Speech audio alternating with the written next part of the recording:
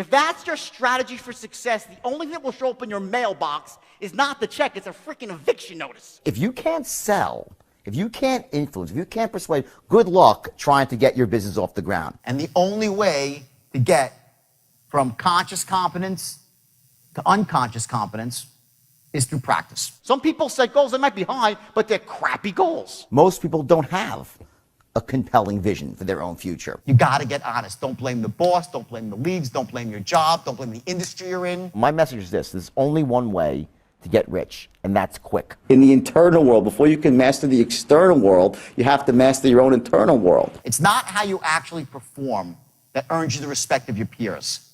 It's the fact that you went out and actually did it. I live on love alone, really? Go bring that to the bank and pay the rent. Hello, okay? He's an American author, motivational speaker, and former stockbroker. He published a memoir, The Wolf of Wall Street, which was adapted into a feature film. The main subject line of his seminars is what he calls the straight line system. He's Jordan Belfort, and here are his top 10 rules for success. I read this book because I was in disbelief, because people would tell, here's the strategy for success of the secret, right? Go into your house and into a quiet room, and you close the lights, draw the shades, and sit on a couch and visualize a big fat check. 25 G's, $1,000 US, okay, with your name on it. And I want you to imagine that check and just make that check go bigger in your mind and make it real, more real, and just put it out into the ether of the universe, and the law of attraction will take hold. Just think about it. Bullshit, right? Hello? If that's your strategy for success, the only thing that will show up in your mailbox is not the check, it's a freaking eviction notice from your landlord. They'll be towing away your car. Your wife or your husband will be over the next door neighbor, and you'll be still saying, where's the check? Where's the check? Where's... Okay? The secret is a load of crap, okay? Do I believe in manifestation? Yeah! Damn straight I do, but you got to take action. I'm one of those unfortunate people. I tried it. I really did. I swear I tried it, because I read the book and said, well, let me try, you know? So I sat there and I prayed for the check. Never came. But when I went out and started taking action, guess what? The check came with an extra couple of zeros. And for like an entrepreneur, forget a salesperson, how about just an entrepreneur who's looking to start a business? Well, if you can't sell, if you can't influence, if you can't persuade, good luck trying to get your business off the ground. I'm not talking about just your customers. I'm talking about the bankers, the people with venture capitalists, your vendors, your credit card processor, the people who work for you. How do you get people to work for you excited? How do you get them excited? How do you get them to want to buy into your vision? At the highest level, what sales really is, it's the transference of emotion. And the emotion you're transferring is this emotion of certainty. That someone feels certain, yeah, it's a good thing, it's going to help me, it's going to fill my need. When you're an entrepreneur and you're trying to start a business and you're recruiting people, well, you're selling people on your vision for the future, your vision for this company. And if you can't do that, good luck trying to get great people to work for you. It's nearly impossible, which is why you always see, the people, if they say, oh, he's a visionary. Well, that's true, but typically not only are they visionaries, they also possess the ability to sell the vision to other people, to inspire them, to motivate them.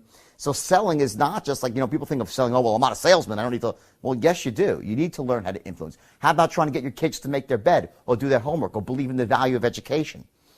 How about trying to get a landlord to give you a reduction on your rent or to extend the lease the way you want? How about trying to negotiate terms? You understand, it cuts to everything. So I always look at this, say, when I say I cracked the code on influence, what I really did essentially was I was, by working backwards almost, by saying I'm going to start at the end and go to the beginning, say what has to happen before someone says yes, I was able to take that and put it into this system that took the no-name, talentless guys and turned them into millionaires. There were 4 levels of learning. Okay, let me tell you what the levels are. Some of you might know, if you've been through any self-development, this is some very basic stuff, but it's important here. The first level is called being unconsciously incompetent. And what that means is this: when you first start doing something, you know so little about it, you basically know nothing. You don't know what you don't know. This is a very scary spot to be in. When you're thrown into a situation and you're a complete novice, you say, geez, I'd love to get better at this, but I haven't the slightest idea what I don't know. Everyone follow that concept? This is where most people start off, okay? The next level is becoming consciously incompetent. That means that you're like, Jesus Christ, I don't know anything. You're like, there's this, there's that, there's all these strategies. They all sound great. I don't know them. That's the next level. Next level above that is called being consciously competent. Consciously competent means that you're good at something, but you can't really do it with your eyes closed yet. You're good, but it requires all your focus and your mental energy. Like, remember when we were kids growing up, you learned to tie your shoe. In the beginning, you like tie your shoe, like you're putting your things across, and someone says, excuse me, like, don't interrupt me. You can't tie your shoe and have a conversation at the same time, right? That's when you're consciously competent in something. It requires all your conscious focus. The next level above that is called being unconscious competence. And that means when you're really, really great at something, you can do it without thinking about it. And the only way to get from conscious competence to unconscious competence is through practice. There's no other way. By drilling it into your head again and again and again and again and again until your brain just clicks, and all of a sudden you're using the unconscious part of your mind, which is infinitely more powerful than your conscious mind. The reason that most people are not successful or not wealthy is not because they set their goals too high and miss them. It's because they set them too low and hit them. Get that? It's not because you set your goals too high and miss. You set your goals too low and you hit them. And you get caught up in the average daily struggle of averagism and mediocrity. That's what kills people. Everybody raise your hand for a second, please. Raise your hand. Now raise it as high as you can. I'm going to crouch so I can see, okay? Now just raise it a bit higher, everyone. Higher. Why the hell did that happen? I say raise it as high as you can, and everyone says, okay, then a little bit higher. Okay, well, if you really mean it, right? You get it? It's that extra inch. That's where you want to set your goal. Not pie in the sky and out of control like it's never going to happen, because that's a load of crap too. People that set those sort of goals, they abandon those goals. And we'll get to that later. But the idea here is you want to set the goals just above your comfort zone. So now think about it for a second. Think about your goals right now. How do you set them? Are you setting them very low and hitting them? If that's the case, then give yourself a 10. Are you setting goals that don't inspire you? Some people set goals that might be high, but they're crappy goals. They're not the sort of goals that make you jump out of bed in the morning, make you want to go to work for yourself, to secure the future, not just for you, but for your family. So you don't have to compromise or acquiesce to anybody unless you love them, unless you want to. That's freedom. You know, money's just a mechanism to get there. You know, most people, and here's the irony, is that most people don't have a compelling vision for their own future. They don't. They move through life setting goals. And goals have no power. We're at this point, you know, goals had power in 1959 when Earl Nightingale came with this idea of goal setting, and everyone's like, wow, I'm a goal-oriented person. And that was great, and it worked for like 20 years. Everyone set goals, and they got results. But then all of a sudden, you know, you set goals, and sometimes you hit them, sometimes you don't. Most times you don't, okay? And that's okay. But goals almost became like a synonym for like, oh, I'm going to set a goal, and who gives a shit what really happens afterwards. And it almost is synonymous with failure now, goal setting. There's something above, and I believe in setting goals, but there's got to be something above your goals. And that's your vision for the future. And it's not just about, it doesn't have like an ending point. It's about the world being a certain way. And that's inspiring to you. When you truly have a vision for your future that inspires you, you're going to jump up out of bed in the morning and feel great about going at life versus being miserable and going to a job you hate or living a life that doesn't empower you and just, you know, every day moving through just almost like an automaton, not really, you know, having the zest and the greatness of life. And I'm guilty. I've been there myself when I felt like I didn't really have a compelling vision for my own future and I felt like I was wallowing. But at least I'm conscious of that. Once you become conscious of that, you can consciously create a vision for your future. It doesn't happen in 1 minute or an hour. You write it down, you work on it until, and when you finally hit on it, you know how you know you got it? When you read it back to yourself, your vision statement, and it moves you and you feel inspired. Okay? And, you know, so few people have that. And what happens is every human being is thirsty for a vision. Everyone is. And so few people have one. So what do? They gravitate towards someone who has a vision for the future because they want to be a part of a vision. Part of being a great entrepreneur is having that vision, being able to create the vision, and then sell that vision to other people, to get them to want to be inspired, to buy into it, to put in their time, their hard work, their elbow grease, to help you achieve your vision. If you're a smart one, then you spread the wealth around, and it's a win-win for everybody. The only thing that stops you from getting what you want in life is the bullshit story you tell yourself of why you can't have it.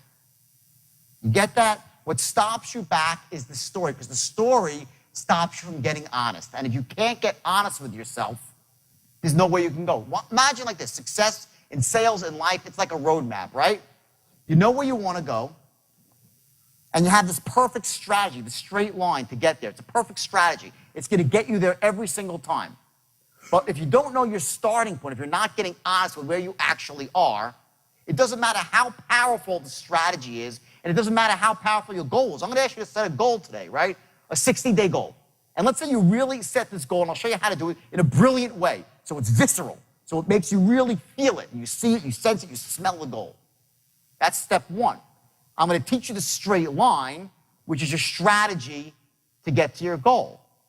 But if you're not honest with where you are right now, your starting point, the map is worthless. There's three things that you need to know: where you are, where you want to go, and how you're going to get there. Those are the three things you must have to take advantage of any opportunity. I'm going to give you the strategy. I'm going to ask you to tell me exactly where you want to go for yourself. You got to get honest. Don't blame the boss. Don't blame the leads. Don't blame your job. Don't blame the industry you're in. Just get honest. If you don't like your industry, find another one. My message is this: there's only one way to get rich, and that's quick. That's not a get-rich-quick scheme, though. Because the world's too expensive to get rich slowly. But what I mean by getting rich quick is that there are certain things you have to know on the inner game of wealth, how you manage your emotional state, your beliefs, your standards, your focus. Then in the outer game, entrepreneurship, sales, marketing, how to develop multiple streams of income. It takes time. That's where the hard work, because a lot of hard work goes into getting this lined up and that lined up. But once you have it all lined up and you've done the work, then you can make money very, very quickly. So it's not a scheme, but you got to get rich quick, and you have to put the work in. I say, if you don't want to work hard, good luck. I mean, I don't know any rich people that don't work really, really hard. That's the bottom line. So hard work and knowing stuff, skills. There's no quick fix, easy fix. fix. It's not, again, when you get rich, it happens quickly, but there's a lot of work that goes up to that point before the money starts pouring in. That's the distinction that I think a lot of people who are not wealthy, they don't get that. They think that you accumulate money a little bit at a time. It doesn't work that way. You work, don't get the result, and bam, one last piece of the puzzle clicks in, whether it's not knowing how to close, and it all happens quickly. Also, to really take a longer-term view. Not just, to look 3 months from now, but look 3 years from now, and the future's going to come whether you like it or not, so you want to kind of be one step ahead. It's a mind game then? I think it's psychology, and everything, again, most of life comes down to psychology, doesn't it? It starts here, in the internal world. Before you can master the external world, you have to master your own internal world. That's the true secret to success. My son's 14, he's fabulous, and we're having this conversation about when he plays in sports or when he does something about, do you go full out or do you not? And I see sometimes in him that when he's out on the field or doing something, he doesn't play full out, and he'll have an excuse. Like my leg hurts, or my arm hurts, or something happened, the coach was unfair, whatever, the referee was unfair. And what happens with people is we tend to go out into the world and we look for those sort of excuses about why things aren't the way we want them. And when you do that, you lose all your power in life. When you start focusing on the external, on the excuses, you lose your power. Here's the way people really think. I will tell you, I can go out onto stage and bomb. You go out there and you just bomb, right? And people will respect you for going out there and trying your hardest. It's not how you actually perform that earns you the respect of your peers. It's the fact that you went out and actually did it. That's the difference. So if you're out there right now and you're a new salesperson or you're struggling as a salesperson, there's no embarrassment in the struggle. There's just not. The embarrassment is in quitting. The embarrassment is in not trying your hardest. Poor people believe they are creatures of circumstance.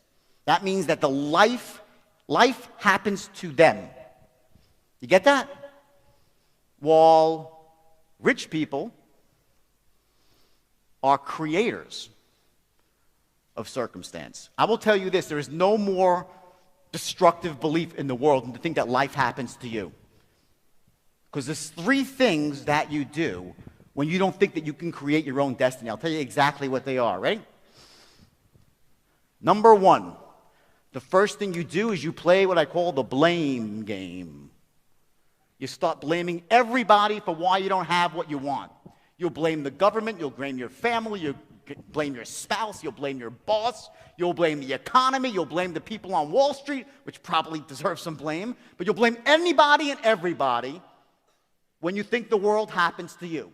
You're powerless. The second thing you do is you justify.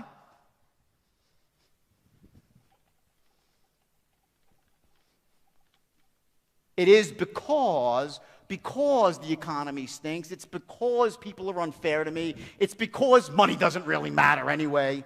Bullshit. You all know that. I live on love alone. Really? Go bring that to the bank and pay the rent. Hello, okay? I love love. I'm in love. I'm the greatest woman in the world. I'm going to get married next year for the third time, unfortunately, but I'm getting married next year. Great woman. So I know that, but money's money, right? They justify. Third, and this is the worst one of all, so write it down in big letters. They complain. I hate these people. You know why? I'll tell you why. Because I do believe in some laws of the universe. I do.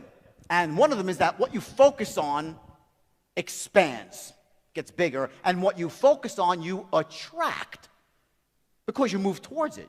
If you're focusing on something, you attract. So here's what happens. When you're complaining, what are you focusing on? All the shit in your life. So guess what happens to you? You become a giant magnet. Get the picture? I don't want to be around because they attracted to you. You got to get away from them because when you hear someone complaining, it might hit you too. And it's the worst of all. That's what complaining does. So if you're a person that believes that you're a creature of circumstance, life happens to you, good luck.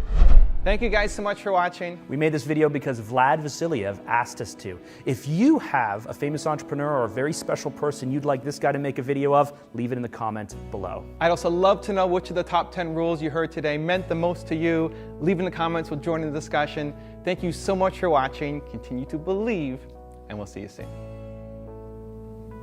We will.